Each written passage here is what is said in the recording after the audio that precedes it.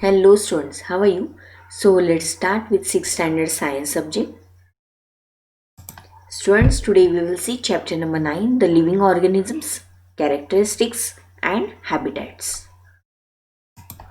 Students, we have already seen that living organisms are found everywhere on earth. You can see different places are shown and different animals and plants you can see over there. Now we will see what is habitat, the natural living place of an organisms in its habitat. So an organism depends on its habitat for food, water, air and shelter. Several kinds of organisms are found in a habitat. So what is meant by habitat? The surroundings where an organism lives is known as its habitat. And there are two components of a habitat, that are biotic components and abiotic components. Biotic components means the living components of a habitat, for example plants, animals and other microorganisms. And abiotic components means the non-living components of a habitat, for example air, water, soil, sunlight, temperature, rocks, etc. Now we will see what is adaptation. The presence of special features in or certain habits which enable a plant or an animal to live in its surroundings is called its adaptation. And types of adaptations are, first we will see terrestrial adaptation. In that we will see desert adaptation, mountain adaptation and grassland adaptation. So today we will see terrestrial adaptation.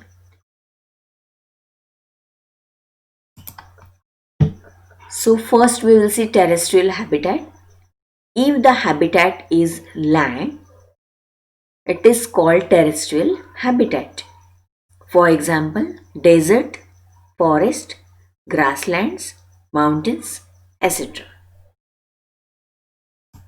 First we will see desert. So children, whenever we are speaking about desert or whenever we are talking about desert, first of all, always camel is coming in our mind.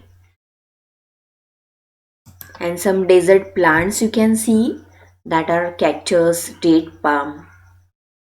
Now children, we will see adaptations of desert plant. First we will see desert plants.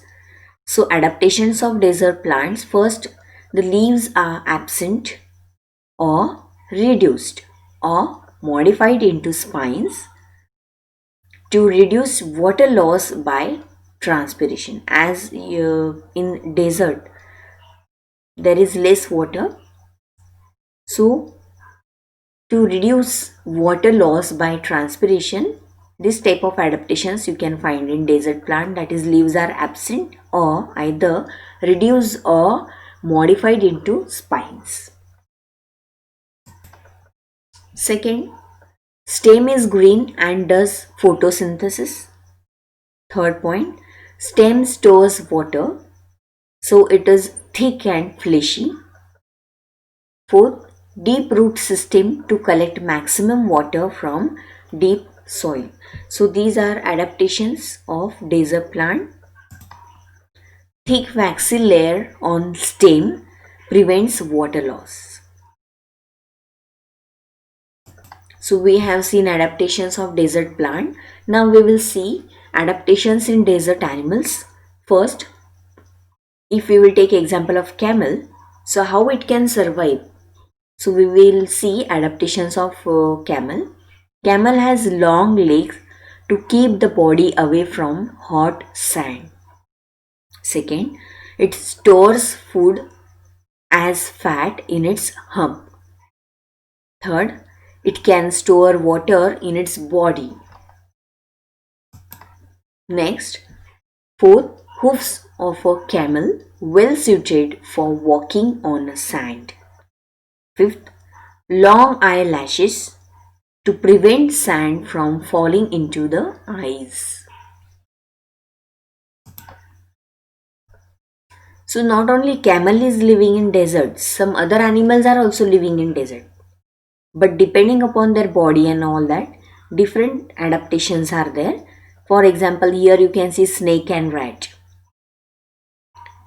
So as in camel you can see long legs are there, but snake doesn't have legs. So see, some animals remain in burrows during the daytime and comes out during night time. So these are some different adaptation of different animals. So children, in terrestrial habitat, first we have seen about desert animal, camel and desert plant, some adaptations. Now we will see mountain region habitat. In terrestrial habitat, second is mountain region, so we will see that. So mountain trees grows in conical pattern with sloping branches, which helps snow to slide down. Second, they have needle shaped leaves helps so water and snow to slide down. Means needle shaped leaves are there. So whenever the snow is falling down, so it can easily slide down. So this is the adaptation of mountain region plant. Now after watching the adaptations in mountain region plants, we will see animals in mountain region. First, a snow leopard is white in color and can hide in the environment. Second, thick fur which help to protect from cold. And third, claws to prevent slipping on the surface of snow. So these are the adaptations in leopard. You can see animals in mountain region.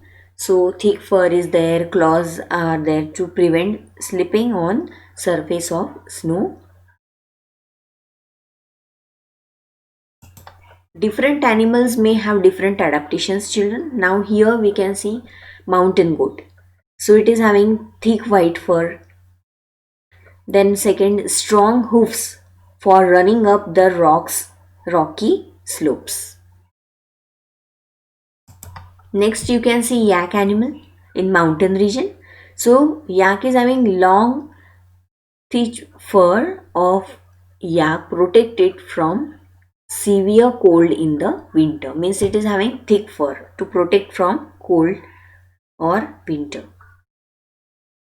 So children, first we have seen adaptations in mountain. First we have seen in desert area, then after that we have seen mountain area. Then now we are going to see adaptations of animals in grassland. So first we will see light brown color help to hide in grassland. It is for lion, and long claws which can be withdrawn inside. And third is both the eyes in front of the head gives correct idea about the location of the prey. As you can see, the eyes are in front of head. Animal adaptation in grassland. Some animals are very small, such as mice, dogs, snakes, lizards and insects.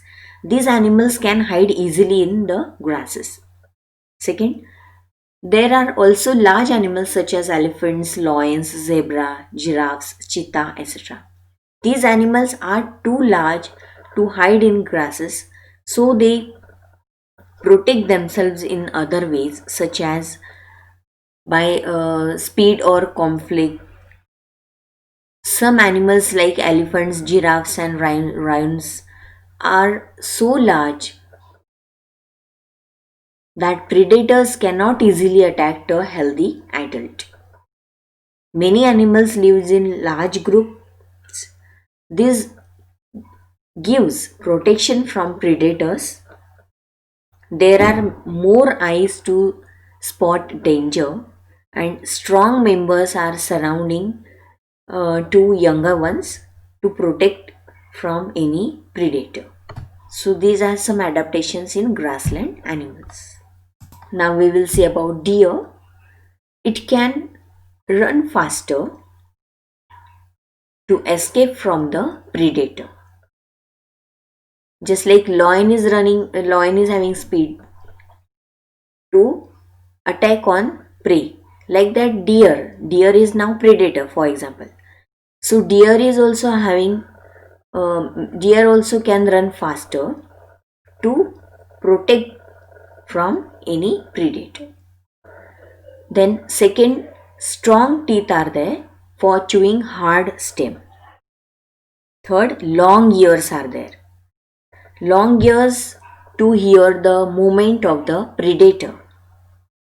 And fourth, eyes at the side of head allows to look in all directions for danger. In lion we have seen children, the eyes are in front of head, and in deer we can see the eyes are at the side of head, which allows to look in all directions for danger. Means prey as well as predators. Adaptations according to their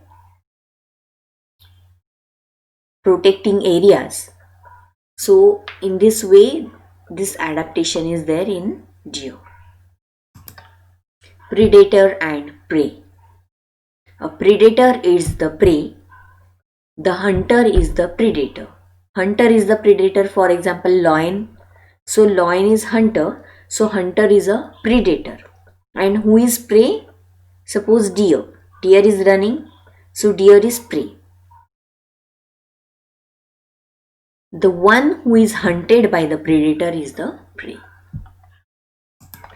In this way, children, today in this video we have seen terrestrial habitat.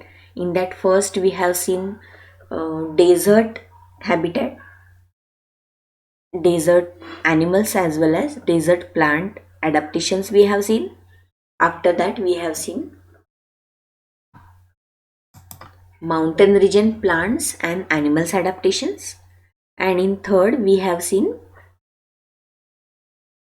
grassland animals and plants plants are also surviving over there, because over there the climate, the surrounding is suitable for that particular plants, and different plants of a same area may have different adaptations also. So thank you for watching video, students. Read lesson number 9 carefully. Find out the hard words meanings which are new for you. Thank you for watching video.